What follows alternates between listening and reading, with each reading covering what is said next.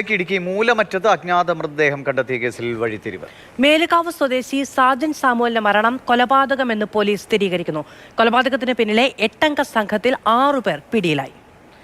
ജെനസ് രാജു വിവരങ്ങളുമായിട്ട് ജെയിൻ കഴിഞ്ഞ ദിവസമാണല്ലേ മൃതദേഹം ഇങ്ങനെ കണ്ടെത്തിയതായി വാർത്ത. ആരെന്ന് തിരിച്ചറിയാതെ ഏറെ നേരം അന്വേഷണങ്ങൾ മുന്നോട്ട് പോയി.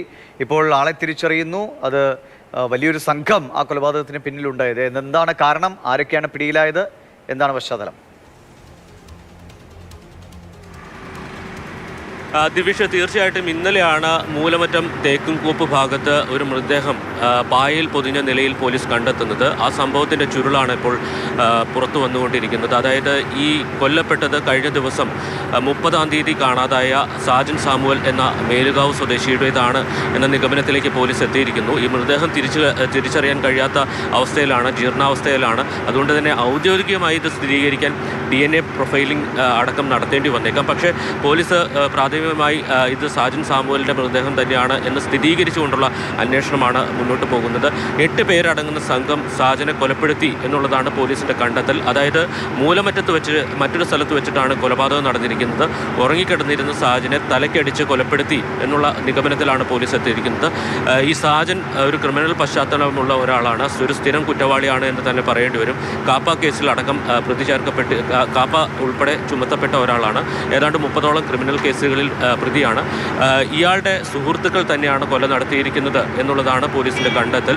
ഈ മൃതദേഹം അവിടെ അല്ലെങ്കിൽ ഇദ്ദേഹത്തെ ഉറങ്ങിക്കിടന്നപ്പോൾ തലക്കടിച്ച് കൊലപ്പെടുത്തിയതിന് ശേഷം അവിടെ നിന്ന് മൃതദേഹം ഒരു ഓട്ടോറിക്ഷയിലാണ് ഈ തേക്കുംകൂപ്പ് ഭാഗത്തേക്ക് കൊണ്ടുപോകുന്നത്. ഈ ഓട്ടോ ഡ്രൈവറെ മറ്റൊരു സ്ഥലത്ത് നിന്ന് 12 കിലോമീറ്റർ അകലത്ത് നിന്ന് വിളിച്ചു വരുത്തിയതാണ്. അയാളോട് പറഞ്ഞത് ഇത് പന്നി ഇറച്ചിയാണ് എന്നുള്ളതാണ് ഇയാളോട് ഈ സംഘം പറഞ്ഞിരുന്നത്. ആദ്യഘട്ടത്തിൽ ഇത് കയറ്റാൻ ഈ ഡ്രൈവർ വിസമ്മതിക്കുന്നുണ്ട്. അതിനുശേഷം നിർബന്ധിച്ച് ഈ പന്നി ഇറച്ചി ഉപേക്ഷിക്കുന്നതിന് വേണ്ടി കൊണ്ടുപോകുന്നു എന്ന് പറഞ്ഞുകൊണ്ടാണ് ഈ തേക്കിൻകൂപ്പ് ഭാഗത്തേക്ക് ഈ ഓട്ടോറിക്ഷ കൊണ്ടുപോകുന്നത്. എന്നാൽ ആ ഓട്ടോറിക്ഷ ഡ്രൈവർക്ക് സംശയം തോന്നുകയും അയാൾ ഇത് കാഞ്ഞാർ പോലീസ് സ്റ്റേഷനിലെ SI ബൈജു ബാബുവിനെ ആ വിവരം അറിയിക്കുകയും ചെയ്തു. കഴിഞ്ഞ 3 ദിവസമായിട്ട് ഈ SI ഈ സംഭവ സ്ഥലത്ത് പോയി പരിശോധന നടത്തുന്നുണ്ട്. പക്ഷേ ആ സമയത്തൊന്നും ഈ മൃതദേഹം കണ്ടെത്താൻ കഴിഞ്ഞില്ല.